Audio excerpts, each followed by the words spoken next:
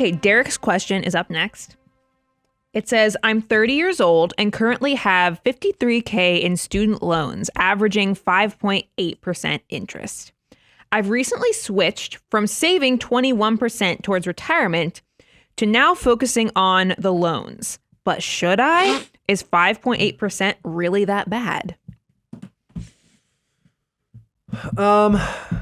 All right, Derek, here's what I can't do. I can't give you specific advice, right? Because I don't know all the different unique variables.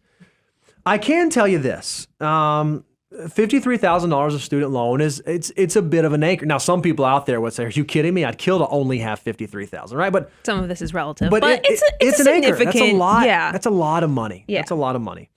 And so what we said is we recognize that there is a student loan problem in this country. I mean, there have been documentaries built around this. Like it's not a foreign idea that there's a student loan problem. And unfortunately, the solution's not easy. One, the solution is not super easy as to how to prevent it from happening in the future. I mean, we have like some internal conversations around things we'd like to see happen.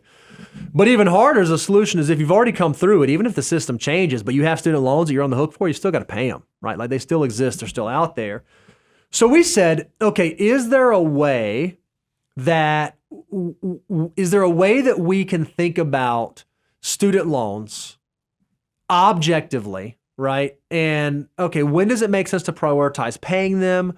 When does it make sense to not prioritize paying them? And whenever it comes to our dollars, we're normally faced with an opportunity cost decision, right? So I can either save this dollar or I can spend this dollar. I can invest this dollar here. I can invest this dollar here. I can put this dollar to work for me on the asset column, or I can put this dollar to work for me by satisfying the liability column. So we're always faced with these opportunity cost decisions. Well, what we have found in our experience is that as time progresses, the outcomes of that opportunity cost decision change. Sometimes it is valuable to do X and not do Y, but as life changes, then it becomes more valuable to do Y and not do X. So we said, okay, are there some numbers that we could apply to this? Are there some things that we could put together to where maybe it doesn't make sense or maybe we can like use them as like benchmarks to hold ourselves to? And so historically, if we look at the risk-free rate, what you can earn on your cash. Now, right now is a little bit out there because cash rates are kind of high, right? And so that's probably going to factor into your thought process. But I'm asking you to remove that for a second. And we said historically, what's a reasonable risk premium you can achieve on your dollars? Like if I put money to work, what can I go make on that? So we have this idea of what that looks like, and historically we kind of know where that falls. So we put together, by the way, I went way too long on that. That's a long academic way of explaining. We have some rules of thumb for you.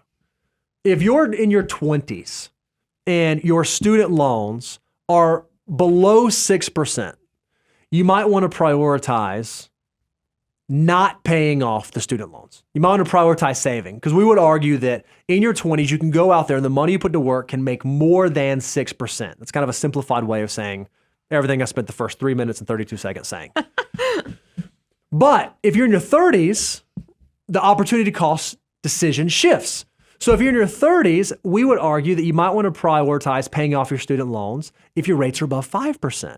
So as I think about Derek and I see that he's got $53,000 of student loans at 5.8%, I go ding, ding, ding, ding. That's above 5%. Perhaps I should prioritize paying them off. And then once you get into your 40s, the number drops down to 4%. And then once you get into the 50s, we want you to have all your student loans knocked out.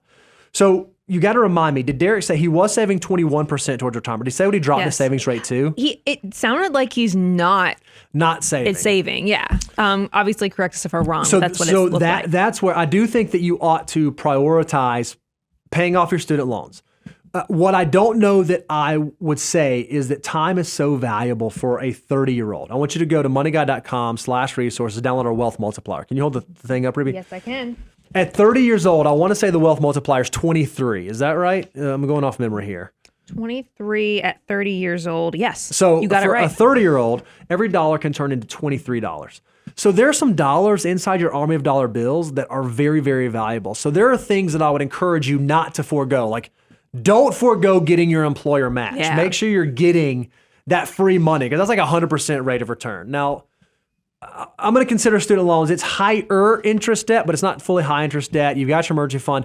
Even like Roth IRAs and HSAs, if you are in an income situation where you can prioritize paying off the student loans, but still be able to build up some of those Roth dollars, your future self will likely thank you, because those are going to be dollars that are going to be hard to go back and get, because you can only put so much in every single year. So I think it's a best of both worlds. If you were saving 21% towards retirement, but you have to back down to now saving 10% or maybe saving 15% and applying the rest of the student loans, I think that's prudent. But at your age, with how powerful your dollars are, I don't know that I would go all or nothing. I think it's too hard to go all or nothing. I think sometimes we gloss over it a little bit because like we do have rules and the financial order of operations framework, which are fantastic. Like they're there for a reason. We come back to them all the time, and you should too, honestly.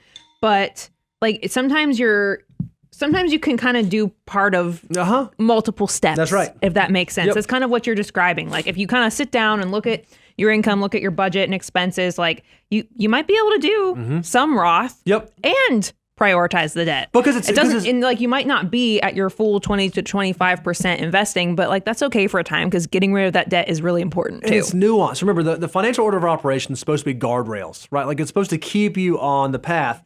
I'm going to argue 5.8% student loans, it ain't exactly high interest debt.